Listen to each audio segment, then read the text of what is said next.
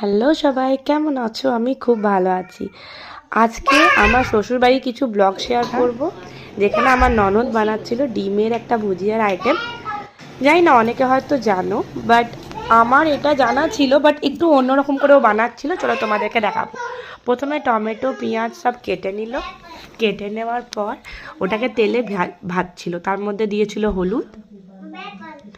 দেখো, হলুদ দিয়ে প্রথমে ভালো করে চালিয়ে নিল ওটাকে। হলুদ পেঁয়াজ লঙ্কা এর মধ্যে সমস্ত কিছু আছে, আর টমেটো।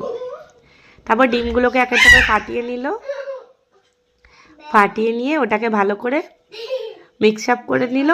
এবারে এটা যাবে কড়াইয়ে। চলো দেখি কি করে করছে। তারপরে মিক্স আপটা চলে গেল প্যানে। এবারে সমস্ত কিছু দিয়ে দেওয়ার পর এটাকে আস্তে আস্তে চালাতে হবে, হালকা আছে কিন্তু, নইলে পুড়ে যাবে। পেঁয়াজ টিয়াজ টমেটোটা যেন একটু ভাজা ভাজা হয়ে যায়। তারপরে এটা হালকা আছে চালাচ্ছিলাম।